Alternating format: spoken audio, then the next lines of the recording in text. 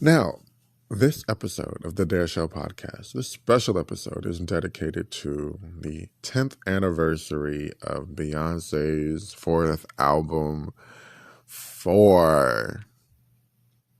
Now, I know I talk about Patti LaBelle a lot, but I'm telling you, not Beyonce is one of my favorite artists. She's such an important artiste to my life, my musical life, and yeah, 4 is right up there with some great work that she's done. Now, I do remember this album being leaked. Now, I was 10 years ago, I was 16. You guys, I just realized I'm 26, right? Wait, hold on. I think I'm 26. Yeah, I believe I'm 26. Okay, wrong one. Yeah, I'm 26. I'm not 27. I'll be 27 later in the year. So yeah, 10 years ago I was 16, and sorry, I didn't mean to, I didn't mean to do all that. I remember this album being leaked, and I was on summer vacation. I was like, I want to go visit my grandmother, and she lives in Louisiana. Well, she lived in Louisiana. Well, she still does, but okay. So, so I was like, I want to go see her. It was my first time on a flight. I was nervous. I don't remember how I got to this. I'm guessing I was on Twitter, because I definitely had a Twitter at that time. This was 2011, and I believe she had already put out 1+1, and I think The Best Thing You Never Had already came out. But definitely 1+1 was already out, and this was the summer, and this was like weeks or like a month before her album was supposed to be released. And I get on the flight, and I'm looking at my phone, and this is back when you had to put your the corded headphones. There wasn't Bluetooth headphones. 10 years ago, wow. And I listened to Party. I do remember listening to Party, and I don't know if I listened to the whole thing, because maybe it was like a connection issue, but I definitely listened to like half of Party, or like the ending of like a verse into Andre 3000's rap, which, by the way, I prefer Andre's rap than J. Cole's rap. I don't know what happened there. I don't know.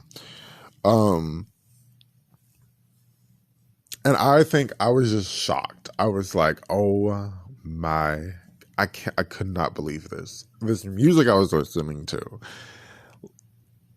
That same sentiment went on to when I'll get back to it, but I could not believe like Party, the way Party sounded. Oh my goodness. I was just like, what? It was like all these harmonies flowing in and out, but it was like a song full of one harmony. She was just being so creative. It was so creative at that time. I had never heard of anything like that. And then Andre's rap was really good. Really quirky like him. Really just an enjoyable moment. What was I gonna say? Okay, so I don't remember. I had a layover in Vegas, and I think I listened to that one. Okay, yeah, I think I listened to the leak on my way from Vegas to Dallas, and so I'm realizing, okay, yeah, the leak was from Vegas to Dallas. And I think I listened to another song, but I don't remember. So then when I finally, landed, I don't remember feeling like this, like, or maybe I do. Maybe I low-key, I just cut it off or whatever, because I don't remember. Maybe it was just like too nervous from flying. I don't remember trying to like get the download, listen to it over and over and over and over and over. I think I listened to maybe like as many times as I could. So then I get to my grandmother's house, and I have my laptop. And of course, she lives in the middle of nowhere where I don't even know if we were even using Wi-Fi. I think it was like some kind of like bootleg connection or like some kind of like Cricket plug-in situation. And over by her in her kitchen near the door was like where the best connection was. I don't even know, like I'm going to say Wi-Fi. I don't even know if it was Wi-Fi, but that's where the best connection was. So I would download it. I finally got like whatever link that was, and it stayed up, that link stayed up for a very long time. That download link stayed up for a very long time. And I remember listening to that entire, like the first 3 or 4 songs. I just took it all in. I just accepted it. I enjoyed it so much. The 1+1 into I Care. It was just like, what is this? I care? I know you don't care too much, but I still care. Those growly vocals, those passionate harmonies. And then we later find out, like, I Care had so much more to it background wise that it's just like you can kind of hear some of it, but then kind of some of it I think is cut off because whoever produced it, they were like, yeah, let's play this song. And it's like all these different harmonies going on, all these different vocal moments going on. And you're just like, this is such an incredible, intricate song. She's like singing with the guitar, mimicking the guitar. She's mimicking the drums in the song. You just exploded her mind, just her genius, her mind. And I noticed like this was, I didn't even notice like production stuff like that at the time. But I'm looking, at least on Wikipedia, so you know she's like producer in all of the songs. And I think that might be like vocally-ish. It could be a little bit more instrumental, but I do believe she was more instrumental with like the Lemonade creation of songs. Definitely. I definitely got that. Or she definitely like became more apparent with it when she would talk the little that she did talk. But I Care. And then I Miss You, written by Frank Ocean, and just that simple like beat, and it's just her voice so stripped down. It's just her vocals. I think she said they recorded that in like a night or like a couple minutes because she had to like catch a flight or something like that. I Miss You. I was going through a little heartache moment, and that song was really like gnawing at my face. I Miss You. That was really one of my favorite songs for a very long time. Off of 4, it still really is such a great, like, simple vocals, simple lyrics, the double harmony that goes in and out. I Miss You. And then, you know, these are songs that I feel like she really wanted to sing. And that came with taking control of her career because, you know, she fired her manager, which was her father, was building this business, building how to be really a business woman and be about her business woman. And making songs she loves and kind of still being a little edgy. But this album isn't as sexual as, you know, some of her previous work could be. I do remember her saying like, playing Etta James really inspired me to be a little bit more bolder and be a little bit more bolder in my writing or singing. And I definitely feel like we got that on 4. With songs like, you know, with I Care and Rather Die Young, where she's professing her love for this man, screaming to the top of her low voice. And I feel like certain songs were inspired by it. Like, I think the song was inspired by the Shy Lights, and she just being like inspirational. having the inspirational moments, and especially at this time where, I do feel like this song does have elements of the electronic pop, whatever you want to call it, that was being popularized in 2011. I don't know if she intentionally didn't do that. Not that it matters. Not that it matters that she didn't intentionally do that. Because it really doesn't. I wonder if she did have that kind of approach, if somebody approached her about that kind of stuff. Which is interesting. Her and Mariah kind of didn't go. But I feel like there are still elements of that electronic thing in like Memoirs of a Perfect Angel or Four. Like with Run the World or I Miss You. It's just cultivated in a different way, I do believe. Songs like Love on Top, I feel like she was trying to, I Was Here. I feel like she was trying to, like I said, make songs that she can sing years from now. Which, I feel like Four is one of the albums that she does sing a lot from. Start Over, another vocal moment, a vulnerable moment, such great writing, such, again, simpleness. This album is so simple. It's nothing like dramatic, over the top, like production. Start Over is my favorite song from this album. I loved it from the beginning.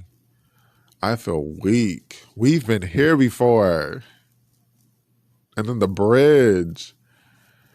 I Know I Hurt You. I Know I Made You Cry. Oh my gosh. Such great lyrics.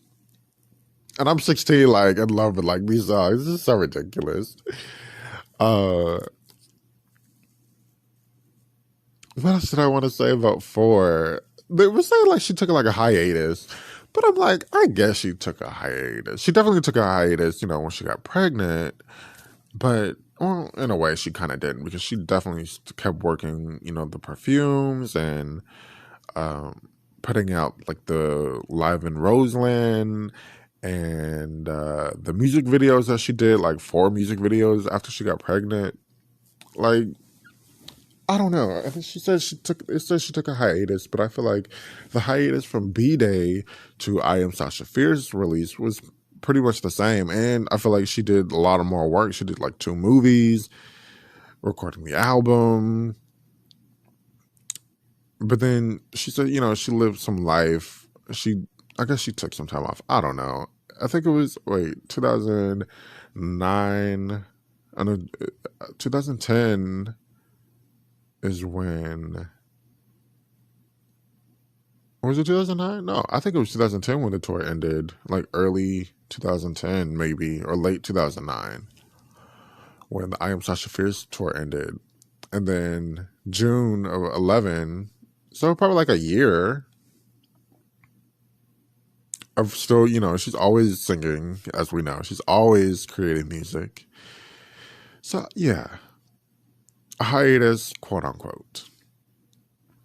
But I actually can't believe this thing leaked. And I was so obsessed with this album. I played the leaked version.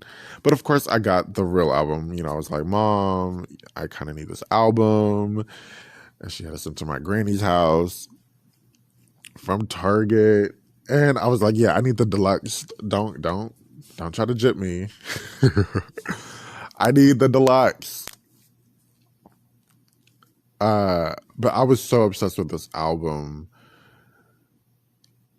Learning the words. I think I wrote the words down. I'm trying to think, was School and Life and Dance for You on the leak? I don't remember.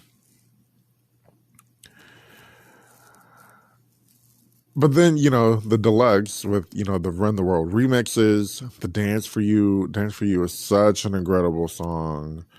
Vocally, the harmonies, of course. Lay Up Under Me. That's cute. School and Life, a jam, an instant favorite. And then to see all these songs being transferred live, wow. Like Dance for You, adding the instruments, the little jazz moment at the end when she went to Ravel. Um, I Care. That one, still very explosive, even to this day. Countdown, cute little pop song. Love on Top. The one thing I don't like Love on Top about Love on Top is live is the instrumentals sound very juvenile or they sound fake or something. It doesn't transfer. It hasn't transferred, but it's a cute moment live, definitely. Especially how she like remixed it now when she did Coachella, definitely. That's probably my favorite one. What else to say? I guess this album low key set her apart because she wasn't doing the electronic stuff. And it wasn't a, number one single. But that's okay. That's okay. And I've later noticed people don't like. I feel like this is an unpopular album from her fans, but I'm like, these are such great songs. I Miss You, I Care, Start Over. I Was Here. Songs like she had wanting to get songs that meant something, and she definitely made that accomplished. I would be interesting. I think Dreaming was off of this era, right? And it's such a short list. I feel like this is such a short list of songs. I wonder what the outtakes or what the other songs sounded like. But I do want to acknowledge this. It comes out on June the 24th, I believe, is the 10th anniversary. And we love for, excuse me, in this house, June 24th, yeah. We love Four. What are your favorite songs from Four? Like I said, my all-time favorite is Start Over. I absolutely, why am I talking like that? I absolutely enjoy uh, I Miss You, I Care. End of Time, another fan favorite. Um, a fan favorite, definitely. These were so great, such great songs. And I'm telling you, I fell asleep listening to the leak. I went to bed waking up to the leak. Like I was just like so like now that I think about it, I can feel like the energy that I had for it. Incredible. Incredible. Thank you so much for thank you so much for listening.